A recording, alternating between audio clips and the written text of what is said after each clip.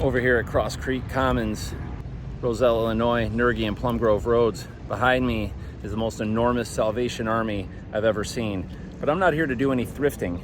We're here to take a visit into the past. I used to shop here, not for old used shoes, but for meat. We'll get back to that in a moment. Super Low Foods was a small grocery store chain that existed from probably the late 1990s until about 2015. At its peak, there were 4 stores. Today, 2 of them are still open as different grocery stores, while the other 2 are completely gone. I was a customer at most of these small neighborhood markets many times, and I continue to visit to this day. Besides the standard dry goods, produce, and meat, they had one very special item: house-made Barese sausage. This legacy continues today. Let's do an investigation on the history of these stores and their famous cased meat. The Elmwood Park site functioned as a grocery store for 21 years, starting in 1997. Presumably, it was originally a Super Low location. It was rebranded as Gambinos in 2016, but closed just 3 years later and was demolished soon after. The site remains vacant as of 2024. In 2014, my own local store, Dominic's River Grove, closed. About a year later, it reopened as Rich's Fresh Market, but for that time, I often took the bus and/or train to the old Super Low to get what I needed. It was there that I discovered their house-made Barese, as evidenced by this photo I took back in 2015. In 1999, a mortgage was taken out on the building by 2 men, Antonio Ingrafia and Domenico Gambino. That name is important, as in 2016, the store was rebranded as Gambinos, and another local store still carries that name today, but we'll get to that later.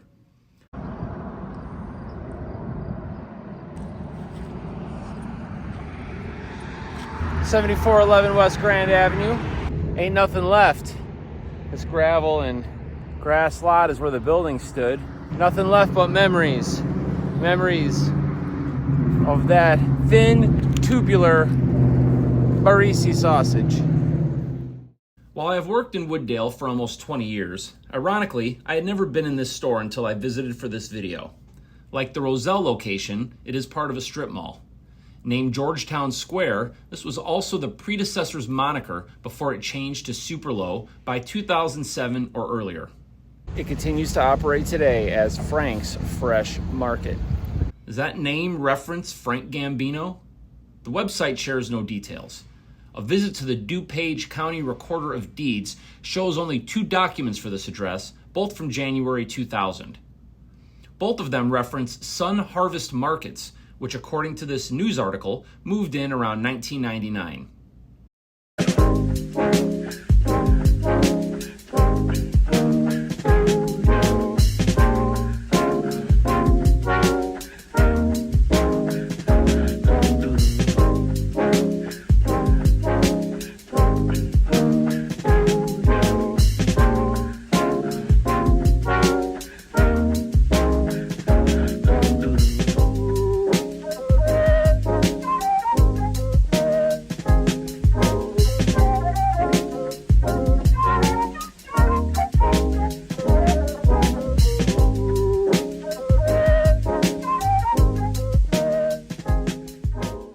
This was the shortest-lived location of the chain. It only existed as a Super Low for about 2 years.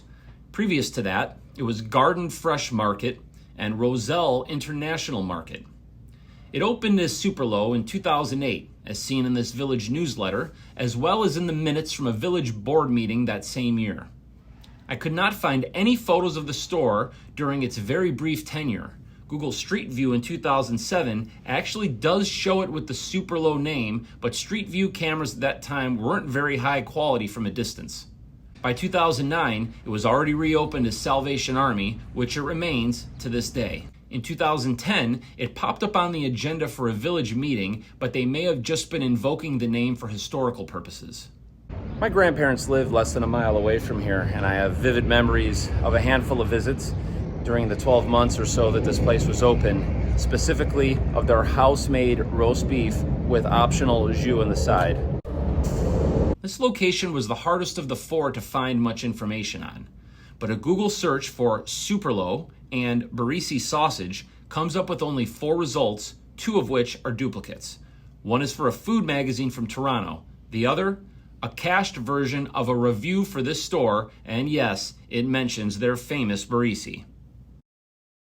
I have to wonder if it's a coincidence that the Wooddale location is named Frank's.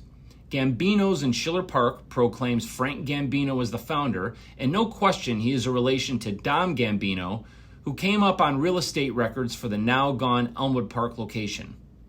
This store operated as a Superlo from at least 2007 up until 2016 when it was rebranded along with the Elmwood Park location. Check out this old photo I took back in 2013. I found a few old images just before it changed names, but the old name had been removed from the awnings. It was quite a to-do when they changed to the Gambino's name, as seen here on the long-abandoned Schiller Park Twitter feed. Back to Frank Gambino. In 2006, a new mortgage was made under an LLC called Frank's Investment Group. But as recently as 2022, a new operator seems to have taken over under the name Prosper LLC, as they secured a nearly $1.5 million mortgage on the place. This is the place I do 90% of my shopping. For one thing, it's on the way home from work, but for another, it's small enough that I can really get in and out, and that is really the reason that I support and celebrate stores like Superlo.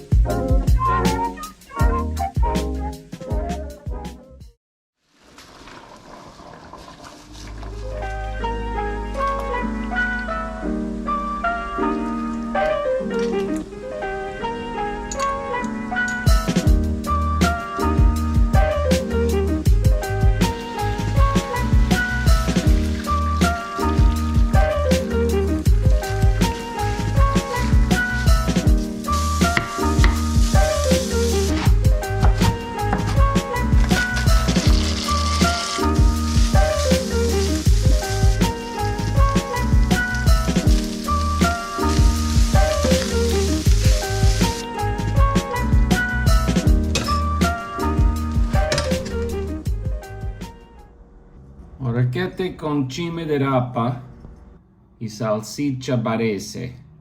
Barese, meaning originating from the city of Bari in the southern region of Italy, Puglia.